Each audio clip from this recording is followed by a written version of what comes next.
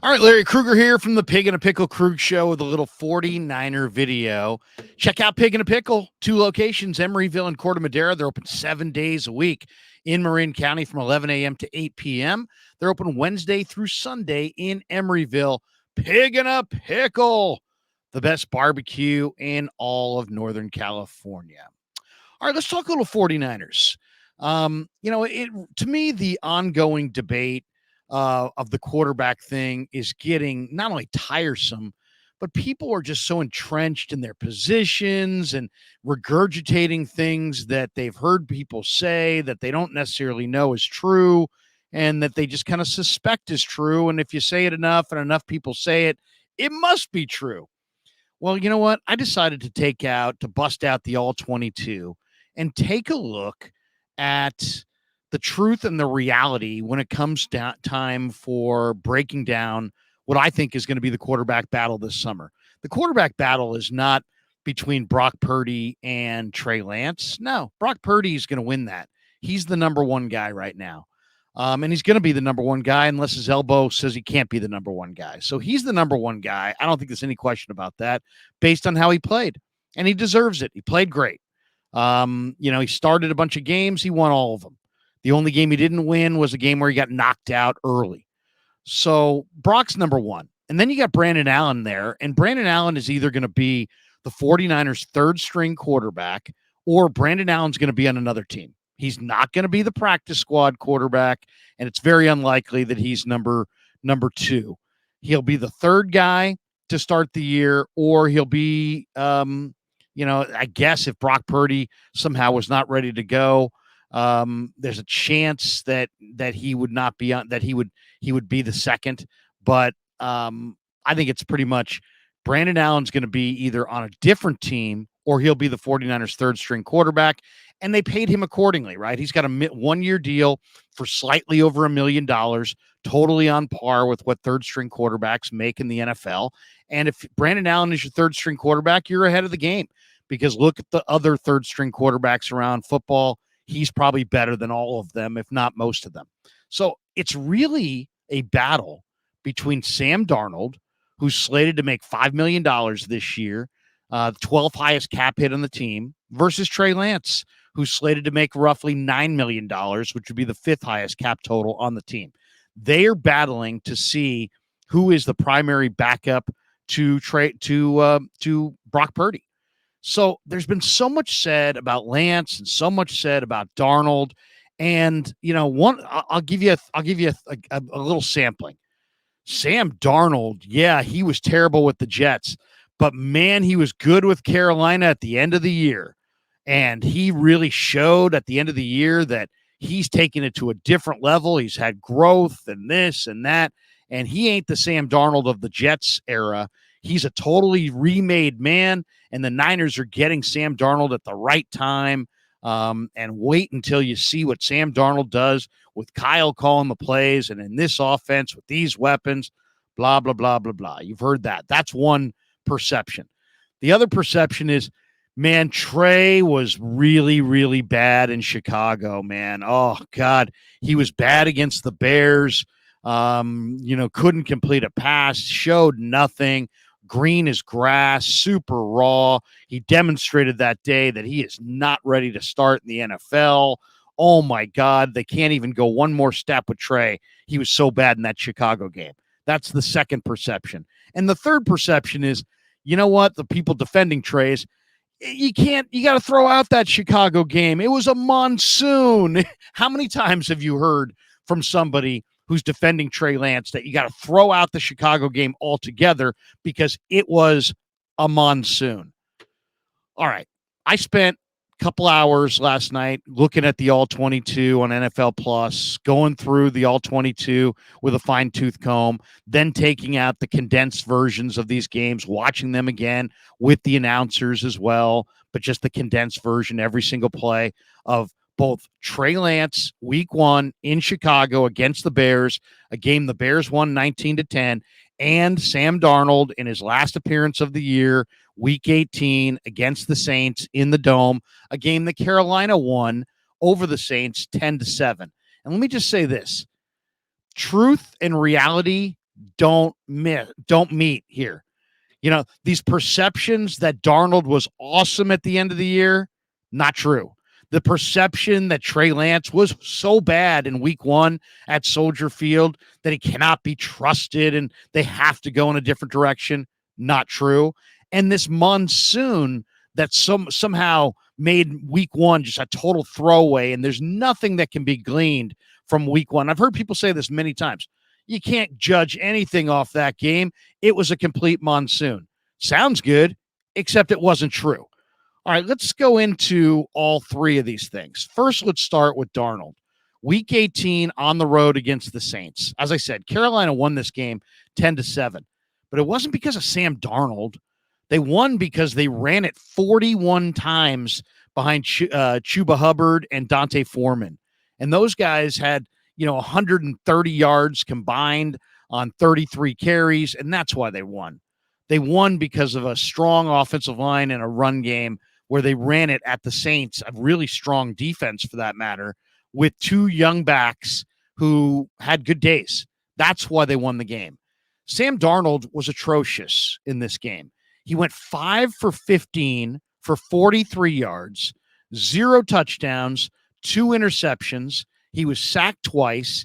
He actually fumbled twice and lost neither. But he basically single-handedly accounted for what could have been 4 turnovers. And Carolina, and he did have 6 runs in the game for 32 yards. But Carolina did not win because of Sam Darnold. And this whole idea, well, you know what, let's give Sam a pass. He didn't have any weapons. That's bogus, too. DJ Moore played in this game. Laviska Shenault, Terrace Marshall, Chuba Hubbard, Dante Foreman, I already told you, starred in the game. Sam only hooked up with DJ Moore one time for 10 yards. DJ Moore's a top 30 NFL wide receiver. So, and it's not like he was out there with a bunch of practice squad guys. He wasn't. And if you go through his interceptions, the first one came in the first half on a 2nd and 10 play from from the Saints 29. And he tried to throw the deep ball to DJ Moore, and he lofted it up there, never saw the honey badger. Tyrann Mathieu picked it out of the sky. It was a bad pick. They were going down to score, and he was careless with the ball, didn't see the safety at all. Easy pick, Tyrann Mathieu. Second pick was in the second half, came on a first down play. They're on their own 13-yard line. It wasn't like it was 3rd and 33 and they're trying desperately to make a play and he threw one up for grabs. This was first down. First down from their own 13-yard line. Once again, he goes up top to DJ Moore and he gets picked out of the sky by Daniel Sorensen. So the idea that Darnold, and this is week 18. This is supposed to be, at the end of Sam's great run in Carolina. He played horrible. Now, the Saints have a good defense, so what?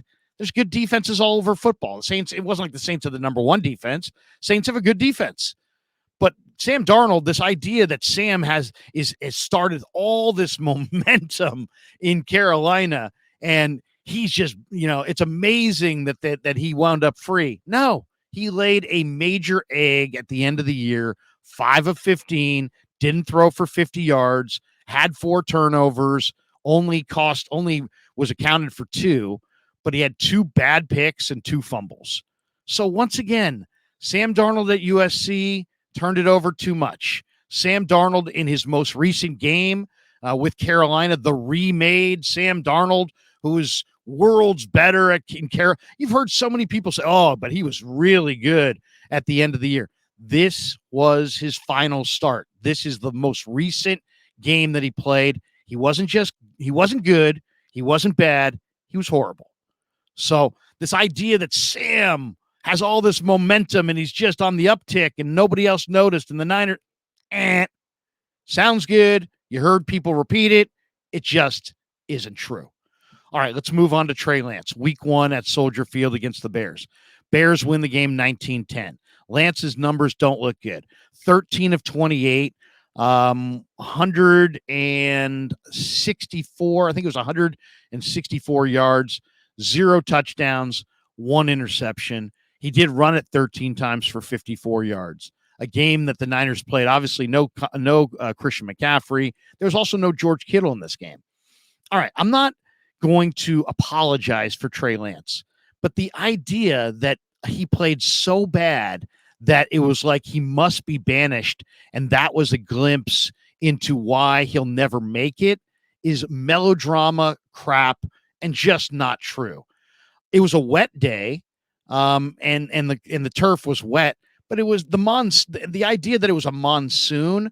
It wasn't a monsoon. In fact, when I'm watching Carolina, I'm watching the condensed version of the TV copy, the announcer with like 9 minutes to play is talking about how the footing on the field has been relatively good all day.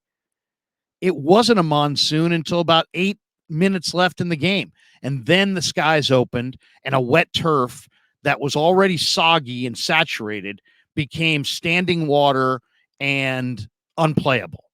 It just happened that the rain came at the wrong time. When the Niners were down multiple scores, they had to pass, and now they had to pass, and the conditions were horrible. So, was it a monsoon? Yeah, in the last 7 minutes of the game. But what happened in the first quarter, the second quarter, the third quarter, the beginning of the fourth quarter? It wasn't a monsoon. They were playable conditions. You get wet weather in the NFL, snowy weather in the East in the NFL all the time, all the time. So we can just wipe away the entire performance from Trey because of the monsoon is garbage. That's not true. That simply is not true. So if you're one of these people that said, well, you can't judge Trey off week one because it was a monsoon. No. You can't judge Trey at the end of that game against the Bears, the last 7 minutes, because it was a monsoon. The first 3 quarters plus were wet conditions, but nowhere close to a monsoon and very playable conditions. So the monsoon erased that game from our memory. That's Trey Lance apologists trying to grasp at something. But then the people who are attacking Trey need to check themselves as well. Trey made a number of really, really good plays and throws in this game. You got to remember, too, this is a young quarterback early in his career with his third NFL start. So you got to factor that in. And he didn't have Kittle, and he didn't have McCaffrey. And I thought when he ran, he showed courage and toughness. As I said, 13 carries for 54 yards. His one mistake in this game, he had a couple of errant throws. He threw a couple balls at guys' feet that weren't good. This is pre-monsoon. And then he had 4 or 5 balls after the monsoon that were just, forget it. You're just not going to do it. So I'm looking at about, 7 throws of his 28 that were, either monsoon related or bad throws. But I mean, you're talking about a guy that was probably closer to 18 of 28 instead of 13 of 28 if you put him in a decent field conditions. 18 of 28 for probably 200 yards, no touchdowns, but only the one interception. He wasn't a turnover machine. It wasn't like he had no idea where to go with the ball. It wasn't like his mechanics broke down and he was just god awful. In wet conditions, he threw a couple of bad balls. That's it. He did not benefit in the first half. Debo fumbled basically inside the red zone, going in for a touchdown. Otherwise, the Niners have a touchdown there. The corner route to Tyler Kroft never left the earth. Was it overthrown? Yeah, it was slightly overthrown. But guess what? If he jumps, he probably puts a hand on that ball. Hear people discuss that and describe that, you would have thought that Kroft ran a perfect pattern and Trey put it in the first row of the seats. He didn't. It could have had a little bit less velocity and a little bit more loft. It could have had a little bit more touch. It was slightly higher but I mean, he was keeping it out of harm's way. He was trying to lead Kroft to the open space. So he's trying to make an anticipatory throw. And Kroft either didn't see it or just didn't jump at the right time. He never left the ground. So it looked like a bad overthrow. But if an average NFL tight end just makes an average jump for that ball, it's probably a catch. And if not, it's off his fingertips and it's barely an incompletion. So this idea that he badly outthrowed Croft, no, he didn't. And that could have been another touchdown drive right there. So Trey made one mistake in this game, one crucial mistake, and it came before the monsoon. So don't blame the monsoon because it wasn't the reason. He did not see Eddie Jackson. The veteran safety baited the rookie making his, third NFL start, first start of the year on the road, read his eyes. He stared down the target and one of the most advanced characteristics of a quarterback is, can you manipulate the safety with your eyes? Trey not only didn't manipulate the safety with his eyes, he stared down the receiver. Jackson baited him a little bit, hid in the coverage, broke on the ball at the right time, and came away with the pick. And it was a second half pick at the worst time, and it killed a scoring drive for the Niners. That was Trey's mistake. So, and he's got to own that mistake, and he's going to get better. But the idea, once again, the idea that Darnold was somehow awesome at the end of the year, wasn't true. The idea that the monsoon it was so ridiculous that nothing could be gleaned from week one, not accurate. And this idea that Trey Lance was somehow so bad in that Chicago game that he's sentenced to a lifetime of backup duty, not true. So all I got to say to all the people who are repeating these things over and over and over again, Sam was great at the end of the year. He may have been, but it wasn't that last game. Trey can't play in the NFL. That's still to be determined, but that's not my takeaway from watching that Bear game. And the monsoon makes it so none of us can evaluate anything at all. You just got to throw out week one against Chicago because it's totally not a valuable a tape that can be evaluated because of this monsoon. And that ain't true. So all I would say to all Niner fans, I would encourage you, before you make huge blanket statements, go watch the All 22. It costs me like $8 a month to have NFL Plus. You can watch the condensed version of these games. You can watch the All 22 and the coach's copy. You get the sideline wide, then you get the end zone wide on every single play. And you can sit there, instead of just regurgitating what some content creator said or some talk show host said or what you read in the paper or whatever some columnist said, use your eyes and use this thing between your ears and go watch the tape yourself and find out what's true and what's perception and what's reality. Because though I just gave you three things that are just all perception, and unfortunately, none of them are tied to any form of a reality. All right. Hope you enjoyed the video. Thanks to Pig in a Pickle for being the title sponsor of The Krug Show. Thanks to all you guys for supporting The Krug Show on YouTube.